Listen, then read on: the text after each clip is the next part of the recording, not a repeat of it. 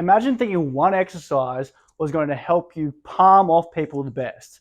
Imagine that. So my answer is none of these exercises are the single best exercise. Now I just want to break it down for you really quickly. If you think about a palm, and often the situation is going to palm someone, it's almost always going to be a stiff arm or close to it. It's that last little bit of range of motion. It's here. It's not usually here, getting a full range punch out.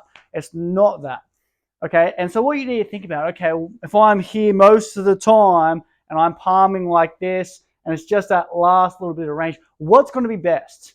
Okay, then number two, what you want to think about, okay, is what is going to bring me the most results by doing the least amount of work? Now, I think about that with all my training programs, is how can I get you the most results by doing the least? And so if I'm breaking down the palm, it's the legs. You want strong legs because that's what's connecting you to the ground. If you do not have that power driving into it, coming through your glutes and quads and even calves, and I'm sorry, then this is going to be pathetic, okay? Because you cannot drive through your legs. So number one is that base. You're going to have a strong base, and that's why actually most people I have trained haven't had a strong enough squat yet. So getting your squat up just by itself is probably going to help out your palm more than anything. Okay, and then if I work my way up the base, I really like having strong abs. Okay, I don't like saying strong core, but strong abdominals. Okay, and that's why like suitcase carries, anything where you're carrying one side of the body and getting strong here.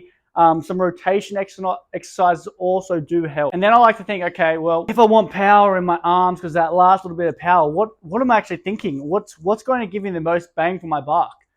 And it's probably some sort of bench press because you can load it up quite well, or a dip, or even bench press off the pins where you're just really engaging the triceps.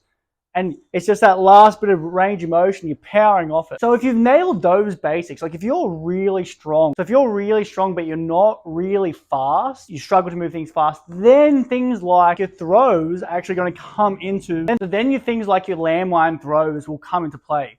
But even with landmine throws, they're very limited because unless you've got the gadgets to be able to measure how fast you're throwing, it's very hard to actually scale up. And one of the whole things that when you're working out in the gym is not to practice movements what look like something out on the pitch, but it's to train quality. Okay, and so when you're training qualities, especially one for like speed, right? You're trying to do something fast. You're trying to get the nervous system to work quickly. Unless you can actually measure it week to week, it's very hard to keep going up in weight with something like that. Like you can start off with 10 kilos on it, but it's very hard to keep on improving the weight unless you've got something recording how fast you're actually moving that object. And that's why for most people, I actually think a push press would be way more accessible, and you can actually see the weight going up. So you can see the weight going up week to week, and you either get it or you don't. So it's a little bit different, but it still trains the speed. And if you're one of those people who like to try and replicate footy, then you could actually go into a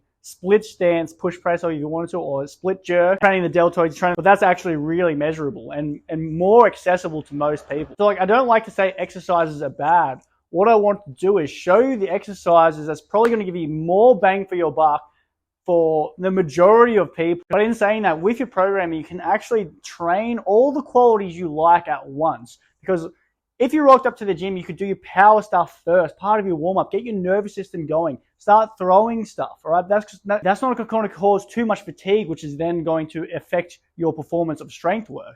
Right, so after you've done your power work, then you could do some strength work, okay? And in that strength work, you should be able to cause hypertrophy if you know what you're doing. And then you can finish with your conditioning at the end. And that also shouldn't affect any of the other stuff you've done if you program. And so it's not about having just like one specific exercise which trains the muscles in a certain way, which are the best, okay? Because all exercises will slightly train the muscles in a different way. And your job is to slowly rotate through them so you get the best of all the exercises so that you're strong everywhere.